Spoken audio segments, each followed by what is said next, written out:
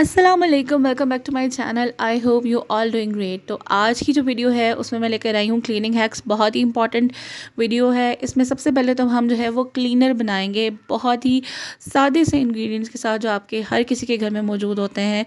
इस क्लीनर को बनाने के बाद आपको मार्केट से कोई भी एक्सपेंसिव क्लीनर लेने की ज़रूरत ही नहीं आएगी। इसके लिए आपने सबसे पहले तो लेना है देचकी में पानी और मीठा सोडा। मीठा सोडा, बेकिंग सोडा, ये हर घर में मौजूद होता है।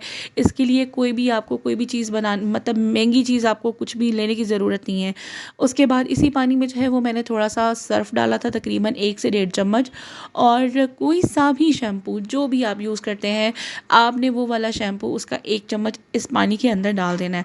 और इसको इतना गर्म करना है, मतलब अगर जैसे कुछ स्टेन्स ऐसे होते हैं तो उनके लिए हम इसको लूक वार्म ही यूज़ करेंगे। इसको इतना गर्म करना है कि जिसमें जो है वो आप इजीली अपना हाथ डिप कर सकें। और सबसे पहले शुरू करते हैं किचन के हुड से। तो बाहर से तो हम साफ़ कर लेते हैं, लेकिन जो उसका अंदर वाला पार्ट होता है उसको हम इतना ज़्यादा साफ़ नहीं करते। और जो है ये अंदर काफ़ी ज़्यादा इसमें चिकनाई वगैरह होती है, जिसको हमें साफ़ नहीं अगर करेंगे तो वो ख़राब हो जाता है। तो कुछ भी नहीं मैंने किया था, इसके लिए एक स्पंज लिया था और उसको डिप करके ये मैंने देखिए हल्का सा भी उसे उसको रब करना शुरू किया है। तो you can see the difference clearly. जहाँ पर चिकनाई है वहाँ पर आपने इसी तरह से गर्म पानी को ही यूज़ करना है। और विद इन 5 मिनट्स आप ये देख सकते हैं कि कितना क्लियर डिफरेंस आ गया। उसके बाद मैंने एक जो भी डस्टिंग वाला कपड़ा होता है उससे रब किया है।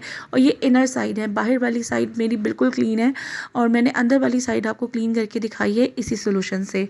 और अब मैं आपको दिखाती हूँ कि हम बाकी इससे किस तरह से कर सकते हैं। इसको मैंने एक प्लास्टिक के बाउल में डाल लिया था। सोल्यूशन से मैं साफ़ करूँगी घर की खिड़कियाँ और जो भी आपके जो नेट के दरवाजे होते हैं जिनकी जाली लगी होती है, उस इस सोल्यूशन से बहुत ही ज़बरदस्त और बहुत ही अच्छे तरीके से साफ़ हो जाता है।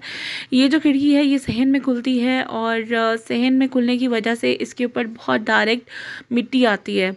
और आप देख सकते हैं कि जो है इसका जो मैश है वो किस तरीके से बढ़ चुका है। इसके लिए मैंने जो है वो एक फ़ोम लेना है। आपने कपड़ा नहीं लेना, फ़ोम लेना है, क्योंकि फ़ोम के ऊपर जो है वो बहुत जल्दी से सारी जितनी भी मिट्टी होती है वो सारी की सारी इसके साथ लग जाती है। ये मैंने अभी सिर्फ एक दफ़ा इस तरह से रब की है एंड यू कैन सी इसके ऊपर कितनी डस्ट आ चुकी है। इस एक क्लीनर से आप जो है वो सारे घर की खिड़कियाँ और जो जितने भी नेट के दरवाजे हैं वो आप साफ़ कर सकते हैं। मैंने यहाँ पे साफ़ पानी लिया ताकि मैं आपको दिखा सकूँ कि कितना ज़्यादा गंद इस एक फ़ोम के ऊपर लग गया और कितना ज़्यादा यानी कि ये क्लीन हो चुका है। और उसके बाद जो है वो मैंने इसी तरीके से अगर आपने किचन की भी साफ़ करनी है तो किचन के लिए भी आपने गर्म पानी यूज़ करना है, आपने ठंडे पानी से नहीं यूज़ करना। इसी तरह से जो है वो मैंने बाहर का जो दरवाज़ा था, जो सहन में खुलने वाला दरवाज़ा था, उसको भी इसी तरीके से साफ़ कर लिया। जिस दिन भी मेरा डीप क्लीनिंग का मूड होता है तो फिर मैं ये सोल्यूशन बनाती हूँ और उससे जितनी भी इस तरह की चीज़ें होती हैं उनको अच्छी तरीके से साफ़ कर लेती हूँ। और आप इस फ़ोम की हालत देख सकते हैं। फ़ोम को बार बार आपने धोना है ताकि वो जितना भी उसके ऊपर डर्ट लगा हुआ है वो सारा के सारा साथ के साथ क्लीन होता जाए।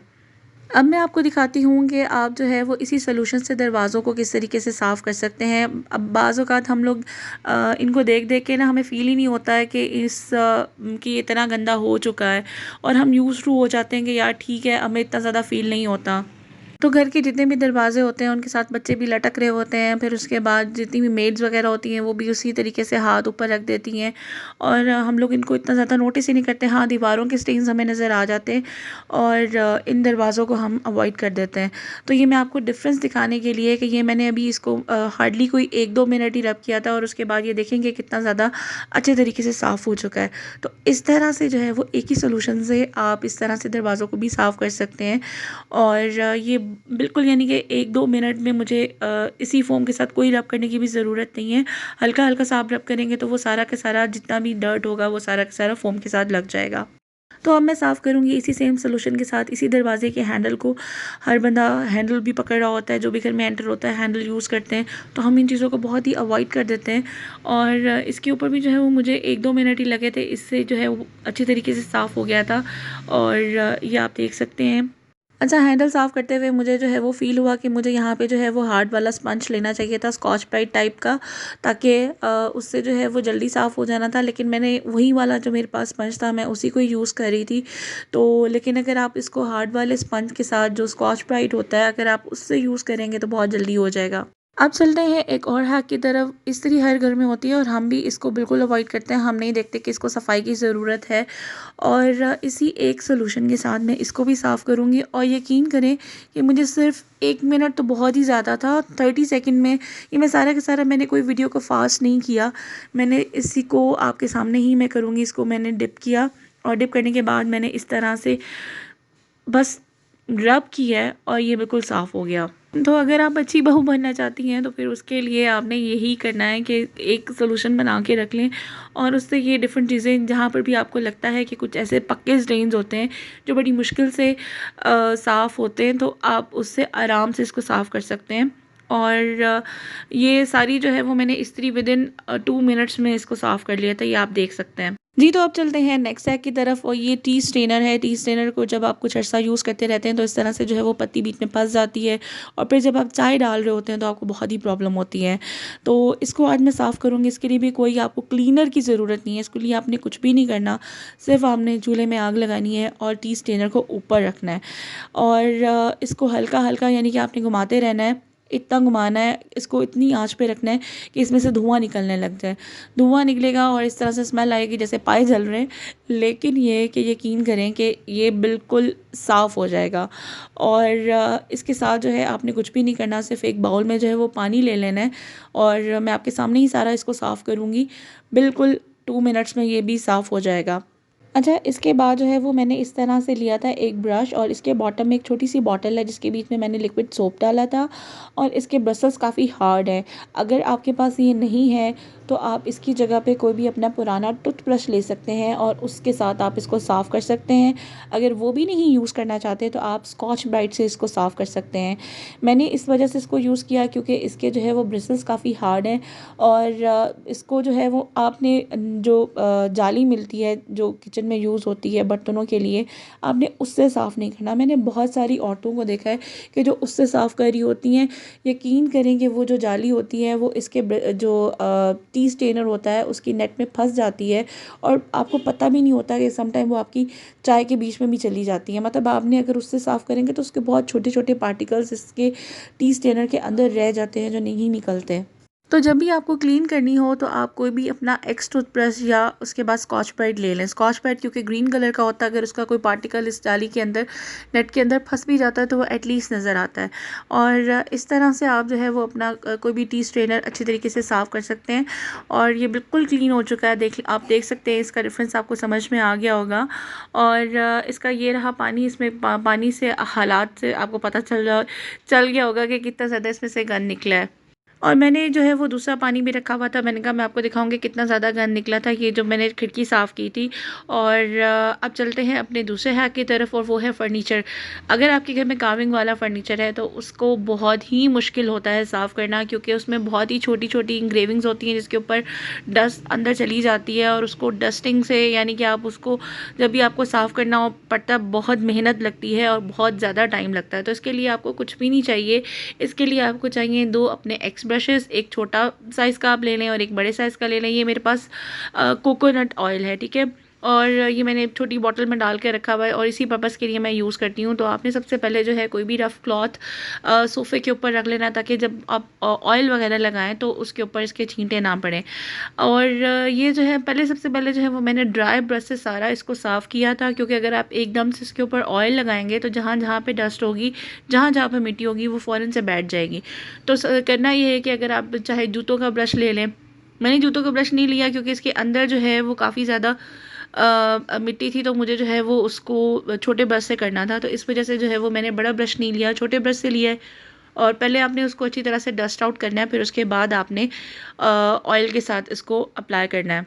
अच्छा, इसमें जो है वो आपने सरसों का तेल बिल्कुल नहीं यूज़ करना। मैंने 1-2 बार शुरू में बहुत सरसों का तेल लगा लिया था, और उसके बाद उससे ये हुआ कि जो भी ऊपर बैठता था उसके कपड़े भी ख़राब होते थे। सेकेंडली वो थोड़ा सा हैवी होता है, और मैं जब भी करती हूँ मैं इससे कोकोनट ऑयल से करती हूँ, और जब भी करना होता है तो मैं जब धूप निकली होती है तो बाहर निकाल के उसको, और उसके बाद उसको कुछ देर के लिए छोड़ देती हूँ। ये मैंने ब्रश के ऊपर डायरेक्टली जो है वो लगा लिया था, और उसके बाद जो भी इसके छोटे छोटे कॉर्नर्स और इस तरह से इसमें काफ़ी टाइम लग जाता है। आपके पास जब भी कोई ईजी हो, आपके पास टाइम हो, तो ये देखिए मैंने एक सोफ़ा साफ़ किया है और कितना बिल्कुल साफ़ सुथरा हो गया है। बिल्कुल ऐसा लग रहा है जैसे नया, अभी बिल्कुल नया पेंट हुआ हुआ है, नया नया बिल्कुल लग रहा है और बड़ा अच्छा लग रहा था। तो इस तरह से आप अपने घर में तमाम जो फर्नीचर जो कार्विंग वाले होते हैं उनको आप साफ़ कर सकते हैं। बेड वगैरह को रूम में ही करना पड़ेगा। अब चलते हैं स्विचेस की तरफ। और ये जो है हैक, इसमें हम लोग स्विचेस का भी जब यूज़ कर रहे होते हैं तो हम लोग बिल्कुल, हमें नहीं लगता कि यार ये गंदे हुए हुए हैं या इनको भी सफाई की ज़रूरत है, क्योंकि सिर्फ औरतों को झाड़ू पोछा के अलावा और कोई दूसरा काम नज़र ही नहीं आता। और इसके लिए जो है वो मैंने नेल पेंट रिमूवर लिया है। ठीक है, इसको मतलब कोई भी गीला, क्योंकि स्विचेस के ऊपर आप कभी भी कोई गीला कपड़ा नहीं लगा सकते, अर्थ होने का होता है खर्चा कि आपको करंट भी लग सकता है। तो इसलिए बेहतर है कि ये नेल पेंट रिमूवर इतना ज़बरदस्त किस्म का हैक है। और मैंने भी इसको यूट्यूब पर ही देखा था और जब मैंने अप्लाई किया, इसकी एप्लीकेशन अप्लाई की, तो मुझे बहुत ही इसके अच्छे रिजल्ट लगे। और आप भी जो है इसको, यानी कि थोड़ा सारा जो है, क्योंकि ये वोलेटाइल होता है, जल्दी जो है वो सूख जाता है, तो आपने जैसे ही इसको नेल पेंट को किसी भी अपने फाइबर क्लॉथ के ऊपर लगा कर इस तरह से आप उसको फ़ौरन से साफ़ करेंगे तो फ़ौरन से स्विचेस साफ़ हो जाएंगे। तो इस तरह से एक तो आपको करंट लगने का भी डर नहीं होता और आप आराम से जो है वो अपने स्विचेस को साफ़ कर सकते हैं। अच्छा, वीडियो में नेक्स्ट हैक की जाने की तरफ से पहले मैं आपको ये कहूँगी कि आपने प्लीज़ अपने चैनल को, मेरे चैनल को सब्सक्राइब करना है और लाइक करना है वीडियो को। कमेंट सेक्शन में अपना फ़ीडबैक ज़रूर देना है। अच्छा, नेक्स्ट जो हैक है उस पे जाते हैं और इसको भी जो है वो मैं नेल पेंट रिमूवर से ही करूँगी। अगर तो आप, ये जो मदर्स होती हैं ना, इनका एक सबसे बड़ा प्रॉब्लम होता है कि बच्चे ज़रा सा आप इधर उधर नहीं गए तो बच्चे जो है फ़ौरन से झंड कर देते हैं और अम्मी की कॉल आ गई या किसी सहेली की कॉल आ गई, तो उसके बाद जब आप रूम में जाएंगे तो फिर ये हशर हो जाता है। तो इसके लिए भी जो है वो मैंने नेल पेंट रिमूवर का ही यूज़ किया था और उसको सिंपल ये कि किसी भी क्लॉथ के ऊपर या आप कॉटन बड के ऊपर या फाइबर क्लॉथ के ऊपर या कोई भी डस्टर है उसके ऊपर आप इसको लगाएंगे। लगाने के बाद मुझे इसके रिज़ल्ट इतने ज़बरदस्त लगे कि फ़ौरन से ही साफ़ हो गया था। अच्छा, मैं दीवार के ऊपर मैंने इसकी एप्लीकेशन नहीं की, वो इस वजह से कि अगर मैट फिनिश आपकी दीवारें हैं तो फिर आप इसको अप्लाई करें, अदरवाइज़ ये कि जो है वो आप इसको मत यूज़ करें। तो मैं इसको फ़िलहाल दरवाजे से ही रिमूव किया था और देखें एकदम से ही इसका जो है कलर्स हटना शुरू हो गए थे। और आई होप कि आपको आज की वीडियो पसंद आई होगी। अगर आपको वीडियो पसंद आए तो आपने चैनल को करना है सब्सक्राइब, वीडियो को करना है लाइक और कमेंट सेक्शन में अपना फ़ीडबैक ज़रूर देना है। और जो है हम सब जो जितने भी कंटेंट क्रिएटर हैं बहुत ही मेहनत से वीडियो बनाते हैं, तो प्लीज़ अपना फ़ीडबैक ज़रूर दिया करें। Thank you so much for watching. अपना बहुत सारा ख्याल रखिएगा, दुआओं में याद रखिएगा। अल्लाह हाफ़िज़।